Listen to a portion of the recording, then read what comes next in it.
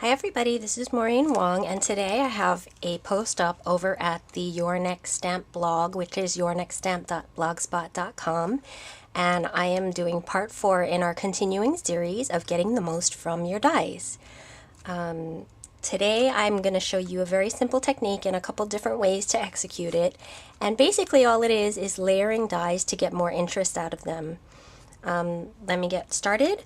The first one I'm going to do, I used the Your Next Stamp Fancy Vine die set.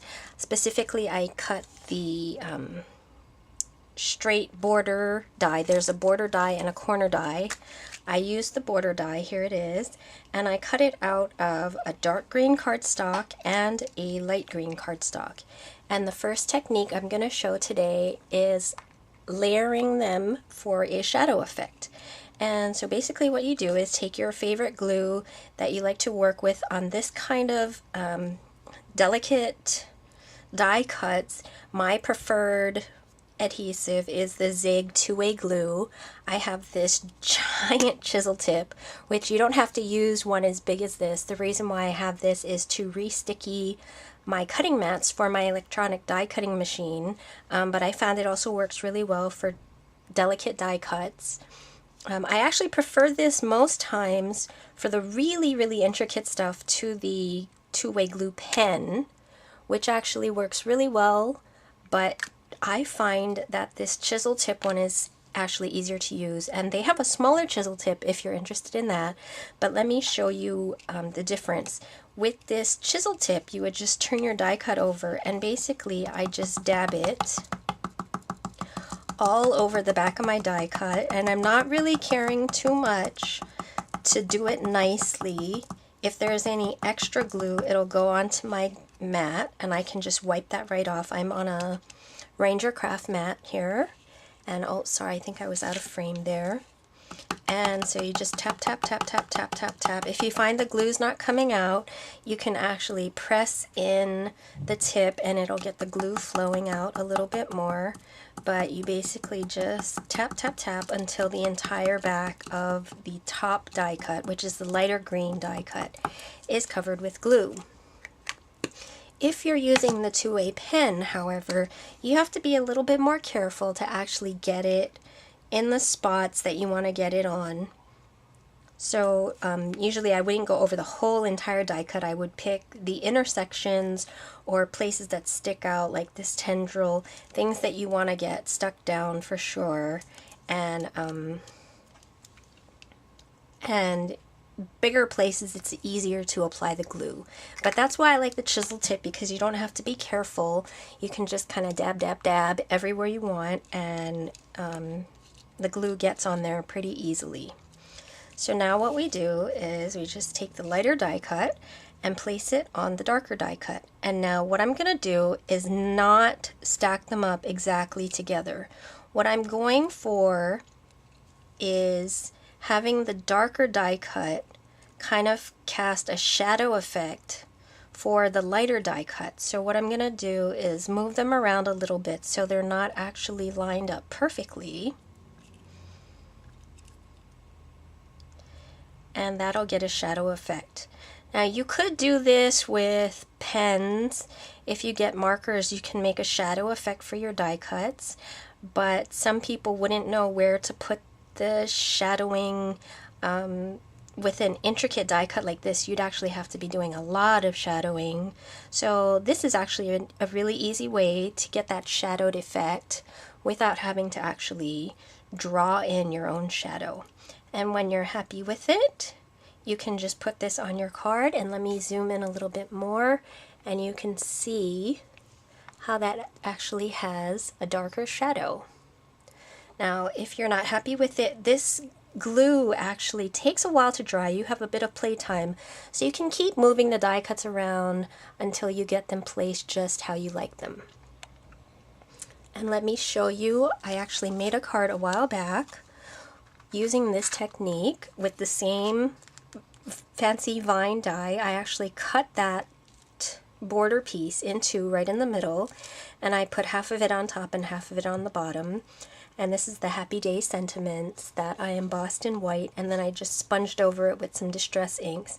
Then I added some big, I think these are 8mm sequins, and some sparkly gumdrops in the centers for flowers. Okay. With my next technique, if you're taking a die cut and you're putting a pattern on a pattern, or sometimes just certain colors on other colors, they can sort of tend to blend in if you just put them down like that flat. So a lot of times what you want to do is raise it up to give it some dimension so that it stands out from the background piece.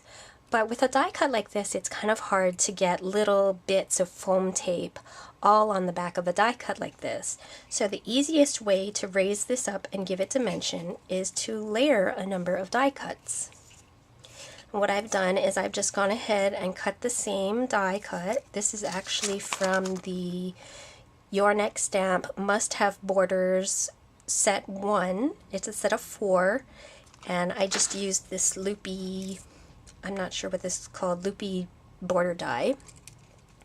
I went ahead and cut it 4 times from white cardstock. This is just plain old Georgia Pacific cardstock from Walmart. It doesn't have to be any particular color.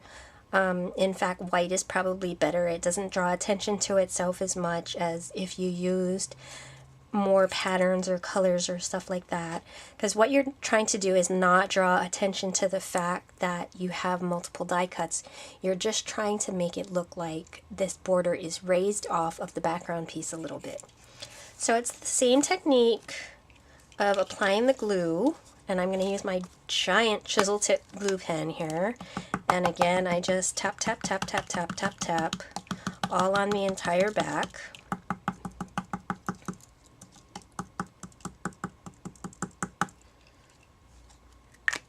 But this time, instead of offsetting the die cuts, we're actually going to make sure they line up exactly on top of another so that you can't see that they are separate die cuts. And like I said, this glue has a bit of playing time, so I don't have to line it up exactly right to begin with. I just get it kind of close, and then I can slide the die cuts into place so that they're perfectly aligned. And then press that down and make sure it's really stuck down there. Now I'm going to go ahead and do that for all the die cuts, finishing with the pattern paper die cut on top, and then you can see the difference. Okay, I've adhered the 4 white die cuts together, and then you can barely tell that that's not like a white chipboard piece. That's actually 4 layered die cuts. I've got glue on the back of my pattern paper die cut, and you can see the difference. That is so thin and doesn't stand out very well against this pattern paper. But once I adhere it to the stack of die cuts,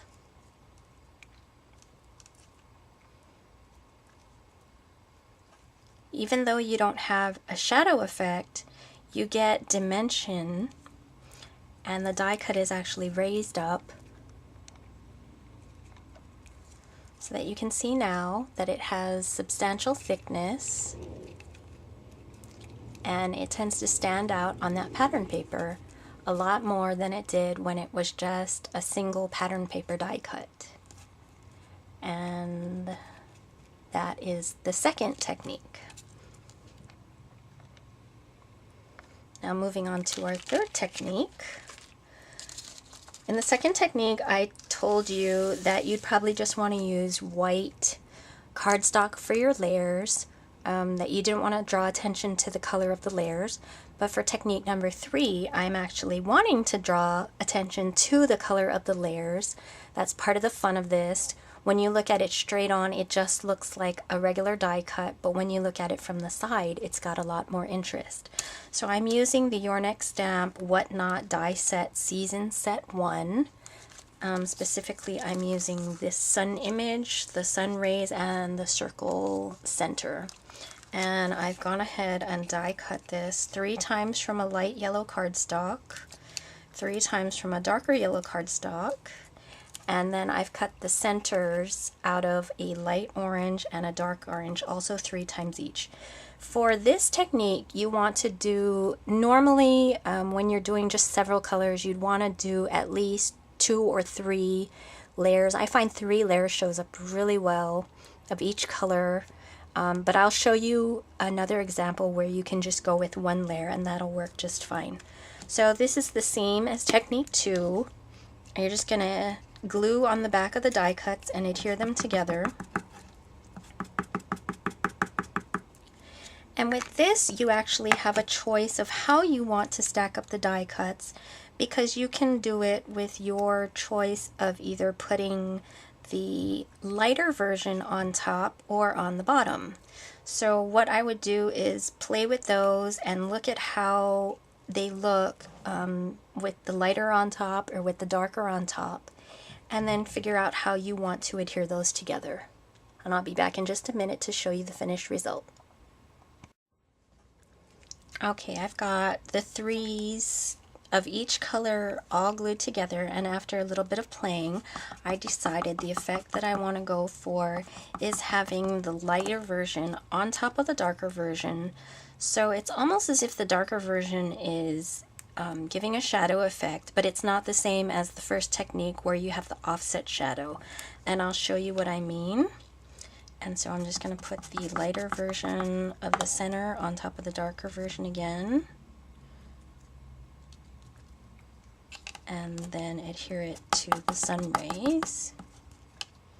And with this piece, you can actually use different types of glues because the pieces are a little bit larger and easier to handle. So you don't necessarily need to use the 2-way glue pen, but I just have it out, so I'm using it anyway because it's easy. But let me show you the effect that you get when you layer up the colors, turn it sideways, and you can see the different colors. And that's the effect that I'm going for, is to draw attention to it. When you look at it straight on, it's just a light orange on a light yellow, but when you turn it to the side, then you can see the darker yellow and the darker orange, and I think it's kind of a neat effect. And you can also do that. And sorry, I was going to say that this has 3 layers, so you can see how well that shows up with 3 layers of each color. But if you want to, you can just use 1 layer of each color, and I'm going to show you a sample here of doing a rainbow. This is the smaller doily from the Heart Doily set. There you can see it. And what I did was I just cut out a rainbow of colors of different cardstocks, and then I went ahead and cut the top one out of white. And when you go ahead and stack them all together, even though there's only 1 of each color, when you turn that to the side, you can see that you actually do get that rainbow effect with just the 1 layer of each color. And you probably wouldn't want to do more than 1 layer of each color because this stack is pretty thick already. I think I've got 1, 2, 3, 4, 5, 6, 7, 8 layers here. So that's a pretty thick embellishment right there. So you'd probably not want to do more than 1 layer of each color. I'm going to make this into a finished card and I'll be right back. Okay, I'm back, and here is the finished card. This sketch is from the Sweet Sunday Sketch Challenge, and what I did was just took a couple of panels of white cardstock. I embossed this top panel with the Stampin' Up! Dots embossing folder, and then I added a little piece of ribbon. To the center of my focal point, I've added a button tied with gold twine, and the sentiment from Cup Topper stamp set says "Happy Birthday, Make a Wish," and I stamped that in gold Delicata ink. And this card is really neat because when you look at it from the front, it just looks like a very nice white on white card with a little bit of gold accent. But then when you turn it on the side, you can see that that is a rainbow.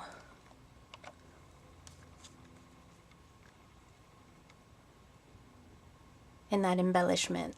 So I think that's a really neat effect that you can't see it from the front, but when your recipient turns it to the side, they can see that there's a rainbow, and it's like a little surprise for them when they look at your card. And I really like that effect. So those are just a few of the ways you can stack die cuts for more interest. I hope you've enjoyed the video, and thank you very much for watching. Please check out the Your Next Stamp blog over at yournextstamp.blogspot.com.